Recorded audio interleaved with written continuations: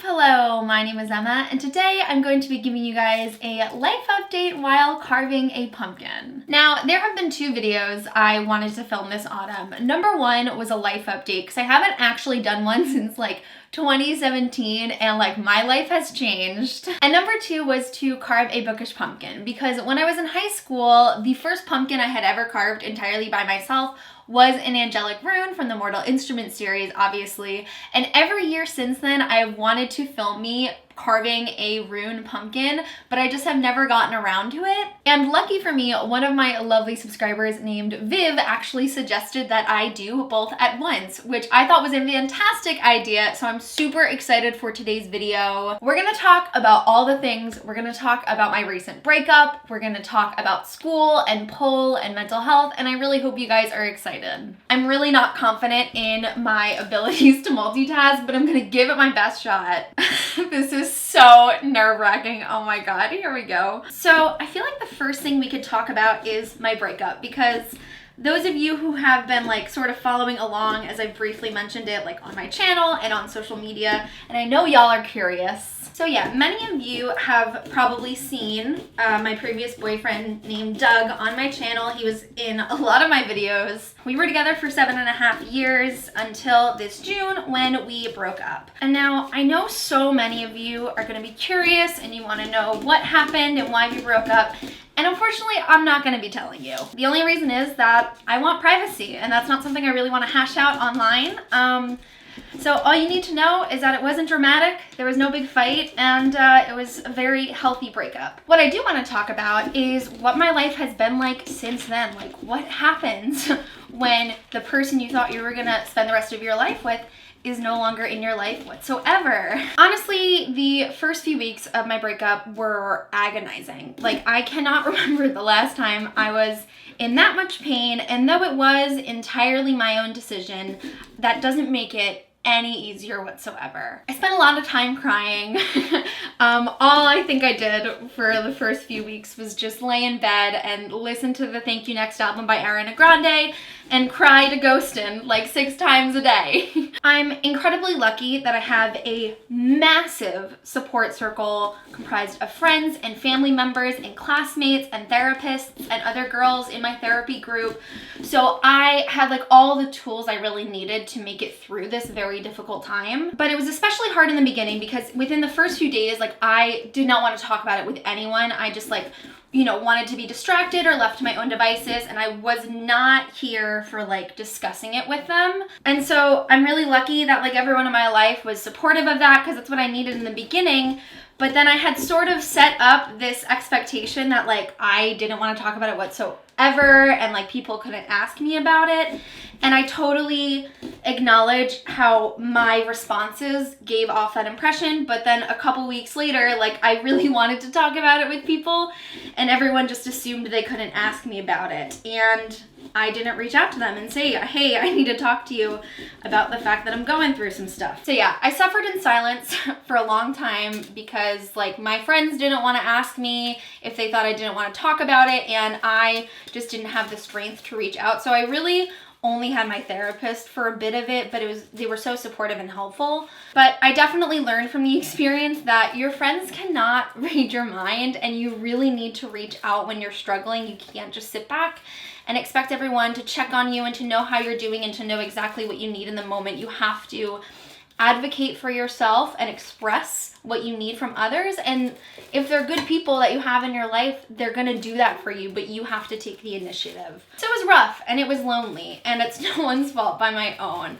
But that was also in June, and it's been quite a few months since then. What, like 4 months now? And I'm really doing better. It's still been weird though, because for a long time, it felt like I wasn't even single and like we weren't really broken up. Kind of like phantom limb syndrome, when like your limb is missing, but you still feel it there and functioning. That's how I was kind of living my life for a while. And I've sort of had to like almost retrain myself how to live as an independent person and to not be so wholly connected and attached to someone else. Like a great example of this is my friend Monica was over, and she was asking me like, oh, like when you move out, where do you think you're gonna want to go? Or like, when do you think that might be? And I had to stop for a second and be like, I really don't know. You know, I had spent like so much of my adolescence and like all of my young adulthood with this one person, and we were always making plans together, and I sort of had to imagine my life with that person in it, knowing that we would have to make compromises and, you know, a lot of my life changes would affect them. So, you know, just like when I move out and where that would be to, that was never really something I got to decide fully for myself until now. And discovering moments of that where I feel fully independent and have this freedom that like I can barely ever remember having has been really exciting. And so I've really just been trying to discover and grasp onto moments like that. Like, for example, like I got to go on a date with a girl for the very first time. And that's something I never thought I would ever have the experience to do in my life. And now it's something I can do for the rest of my life if I want to. So yeah, it has not been easy. It's been one of the hardest things I've ever had to do in my entire life so far, but I'm trying to find the good in it and the joy of it, and, you know, not let it prevent me from living the life that I want to lead. So ultimately, I'm doing pretty good. And just thank you so much to all of you that have like attempted reaching out or just showing general support as you've been finding out. I've really appreciated all of your sweet, kind messages. Next, I think we can talk about grad school, because that's probably the biggest part of my life so far, and I'll give you a brief summary if you are not someone who's been following my academic journey all these years. So I graduated with my bachelor's in psychology in 2017, and I am now in graduate school for clinical mental health counseling. So I eventually want to become what you guys would consider to be a therapist. So I'm currently enrolled in a 3-year part-time graduate program to get my master's in clinical mental health counseling. And if you follow me on social media, you probably know that I love grad school. I'm at a really amazing program. I'm with the same 13 people for all 3 years of our classes. So I've gotten really close with all of them, and we have a great dynamic. I love the faculty because they are all so incredibly supportive and willing to work with you. And like, I could not be in a better program, but also I just love the curriculum so much. Currently I'm enrolled in a psychodiagnostics and treatment planning course, which is basically all about like setting up treatment plans and treatment goals with clients. And then I'm also in group counseling, which is all about how to specifically lead therapy groups. And I'm loving both of them so much. School is going really well. I'm really lucky because I don't have any tests whatsoever this semester. One class with group counseling, like it's basically just writing reflections on the reading and what we do in class. So it's super easy. And with psychodiagnostics, there's no tests or quizzes or anything. There's just like a lot of assignments that I'm currently working on. But this year I signed on to be a graduate assistant at my program, which is very exciting. And that means that I basically work for my program for free. It's like sort of like an unpaid internship. I'm currently running their social media, so you should follow us at MalloyCMHC on Instagram. We post some pretty poppin' counseling and mental health themed stuff. So I do that, and then I also get the opportunity to work closer with the faculty on like research and presentations and whatnot. So I haven't really delved into that as much yet, but I'm starting to, and I'll talk about that. And the main thing that's so great about it is that I get a break on tuition. It basically pays for one of my courses each semester that I work there, and that is super necessary for me as someone who is in desperate need of financial aid. But basically with my graduate assistantship, I'm submitting a proposal to present at the New York Mental Health Counselors Association conference that they have every year. Me and the head of the department are hoping to do like a presentation on trichotillomania, which is hair pulling disorder, because she had a really interesting case that I helped her put together a presentation on already. So we're gonna try and submit that, which is very exciting. And then also with grad school, as like all of my coursework is going great and my position at the program is also doing well, I just got accepted to my first internship. So basically with my program, in order for me to graduate and, you know, be applicable for licensure in the future, I have to do a practicum, which is a 100-hour internship. in a semester, and then we do like our actual internship 1 and 2, which are 2 300-hour internships that happen in our last year. That starts in January to May, and I'm incredibly nervous. Obviously, I've never done anything like this before where I've treated someone for mental health issues in a professional capacity, but I'm also so incredibly excited because like this is what I wanted to do with my life since I was 15. All I wanted to do is be able to offer support and help someone cope with the things that they're going through in the way that my therapists have helped me do that. And like, it's becoming a reality.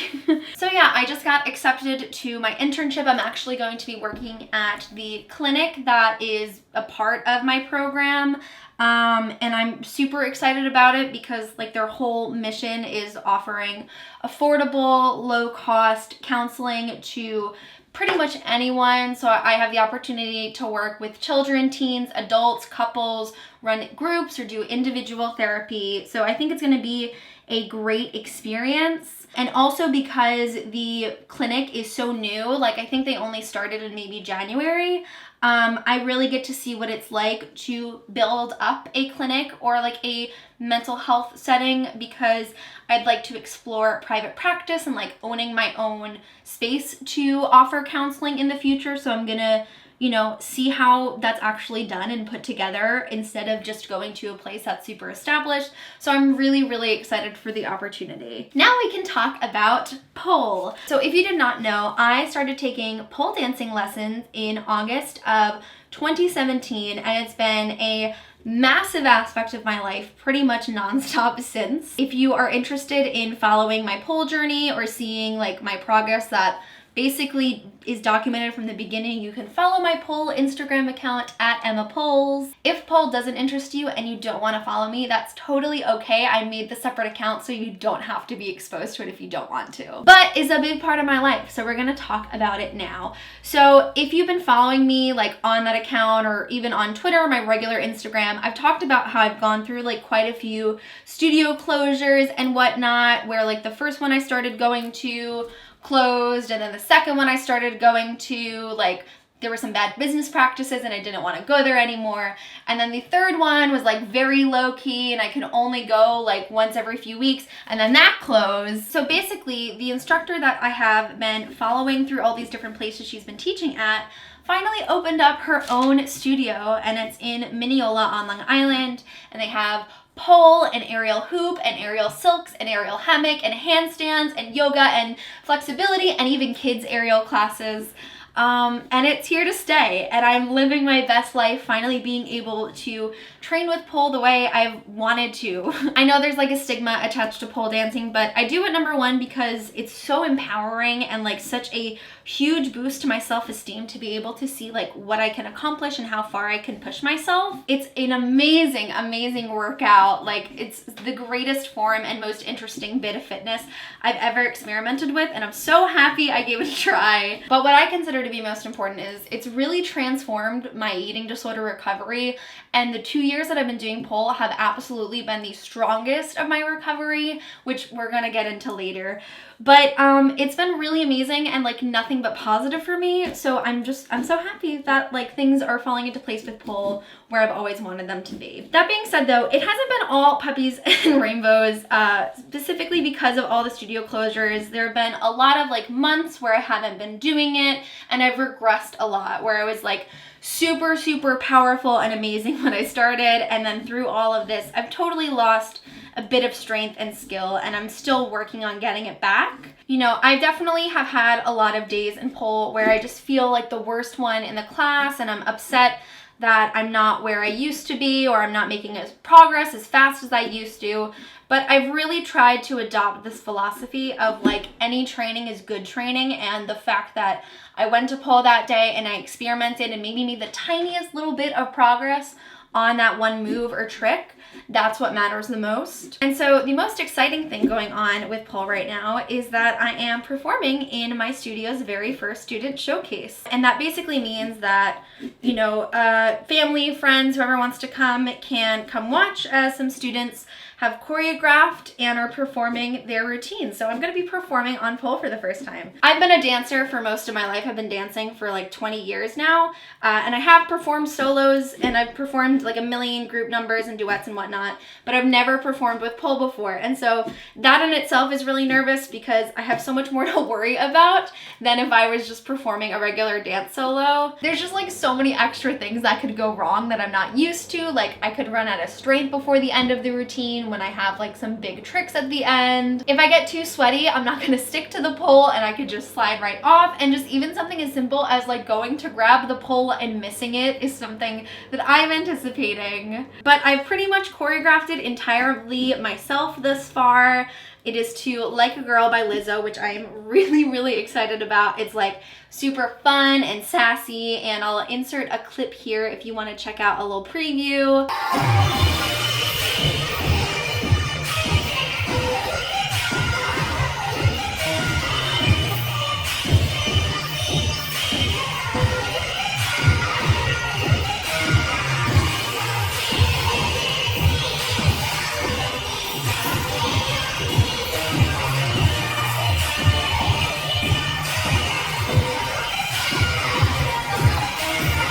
Posting the full video on my pole Instagram's IGTV if you do want to see it when it's done. So yeah, as much as I am nervous, I'm also equally as excited because I really do want to like compete in a pole competition one day. And I figured my first time performing would be so much better in like a low stress environment surrounded by friends and family and people at the studio where like I could do literally anything, including fall on my ass, and everyone's gonna clap for me. So I think it's gonna be a really, really fun experience. And yeah, I just cannot wait to continue with my pole journey and see where things go from here. So it's actually coming out pretty good so far. I'm very excited about how I've done with these two cuts. And now all I really have to do is just cut around the sides, which is the big part I've been avoiding. And so to close out this video, I figured I'd give you guys a little mental health update because I have not been able to upload on my mental health channel for like 2 years now. But it's something that I, still think about, and I know you guys always want to know how I'm doing, so I figured we could talk about it. Now, when I had initially started planning this life update, I really thought it was gonna be like a, oh my gosh, I'm doing great, like things are not affecting me at all, and that is just not the case anymore. We can start off by me talking about my eating disorder, which is actually doing really well. Well, my eating disorder isn't doing well, my recovery is going really well. If you don't know, I've been in eating disorder recovery for like 7 or 8 years now. Oh my god, probably coming up on 8 years. And like I said earlier, since starting pole, I've had like my strongest years of recovery yet, and 2019 is by far the strongest altogether. And I think one of the easiest indicators of all this progress I've made is that normally whenever I go to like a book convention like BookCon or Y'all Fest or whatever, I always relapse in the weeks leading up to it. Like I get very pressured on my appearance and how I'm going to look when meeting people and in photos with people. So I usually like end up crash dieting and over exercising in the weeks leading up to the convention, and then by the time I get there and I'm surrounded by my friends and like food is obviously a very social thing at these events, I usually can snap myself out of it. But 2019 was the first year I did not relapse before BookCon, and I was very, very proud of myself for that. It was like a big, big thing for me. I don't ever like to use the word recovered in reference to myself. I always prefer recovering because like I do still have thoughts all the time. Like I look at myself in the mirror and I'm still not happy with what I see, and part of my brain wants to use behaviors and revert back to those things in order to achieve that. But I've been in recovery for so long and I've learned so much about my eating disorder and eating disorders in general that I've realized it's just not worth it for me to gamble with my life and my health in order to achieve something that's not even like anatomically really possible for me. So yeah, overall, I'm doing pretty well with my eating disorder, and I'm very, very proud of all the progress I have been making specifically this year. On the other hand, I've been struggling a bit with my depression and anxiety more than I have in quite some time. In general, I've just been more anxious and depressed than normal, or what I consider to be my normal. I've had a lot of days recently where I will wake up at like 4:30 in the morning and I just cannot get back to sleep.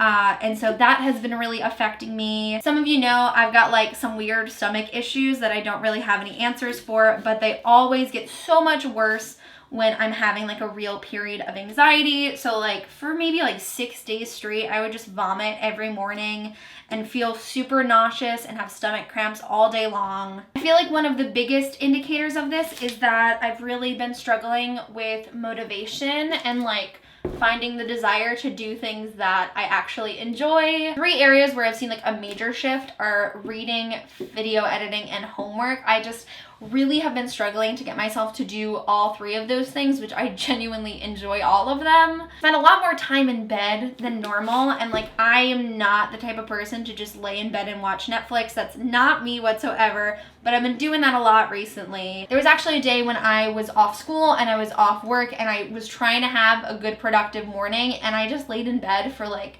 10 hours and did absolutely nothing. And I don't think I've done something like that or had a day like that since high school. So yeah, it has not been fun, but I think I'm trying my very best to work through it because I obviously don't want to be in this position. I had mentioned on Instagram that like a lot of my coping skills and the things that like normally help me through periods like this just like haven't been working, and I just can't get myself to either follow through with them or even start with them. And if I do try and complete them, it just doesn't work. But honestly, the only thing I can really do is just keep trying new ones and experiment and see what is going to work for me now, even if it's not what has worked for me in the past or something that I never thought would work for me. Okay, this part is getting a little wild. So yeah, I definitely wish I had more of like a happy, I love my life and everything's great update all around, but I don't, and that's just not realistic for me right now. You know, the important thing is that I'm working through it and I'm using the resources and the support that I have available to me. And I just gotta keep reminding myself that I'm gonna get through it, because I know I am. So honestly, that really completes the life update. I feel like that's really everything that I wanted to get across in this video. But I do still have a little bit of this pumpkin to carve, so I think I'll just do like a time lapse and then I'll show you the final result.